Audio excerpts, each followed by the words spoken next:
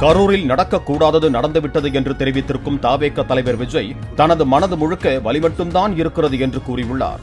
கூட்ட நெரிசல் சம்பவம் தொடர்பாக தனது எக்ஸ்தல பக்கத்தில் வீடியோ வெளியிட்ட விஜய் தனது வாழ்க்கையில் இப்படி ஒரு வலிமிகுந்த நேரத்தை சந்திப்பேன் என்று எதிர்பார்க்கவில்லை என்று கூறியுள்ளார். என் லைஃப்ல இந்த மாதிரி ஒரு பெயின்ஃபுல்லான ஒரு சிச்சுவேஷனை நான் ஃபேஸ் பண்ணதே கிடையாது. மனசு முழுக்க வலி மட்டும்தான்.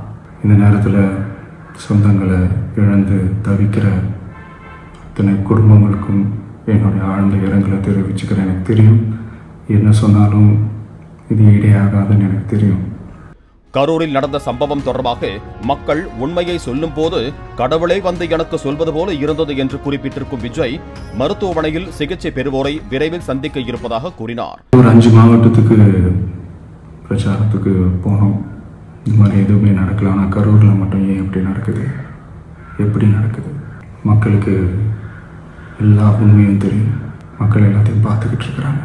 கரூரை சேர்ந்த அந்த மக்கள் அந்த உண்மையெல்லாம் வெளியில் சொல்லும்போது எனக்கு கடவுளே நேரில் வந்து இறங்கி அந்த உண்மைகள்லாம் சொல்கிற மாதிரி எனக்கு தோணுச்சு.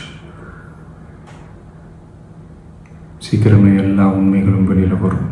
ஹாஸ்பிட்டலில் ட்ரீட் பண்ணிகிட்ருக்கிற எல்லாருமே சீக்கிரமாக க்யூர் ஆகி வரணுன்றதை இந்த நேரத்தில் நான் வேண்டிக்கிறேன். கூடிய சீக்கிரமே உங்கள் எல்லாரையும் நான் சந்திக்கிறேன்.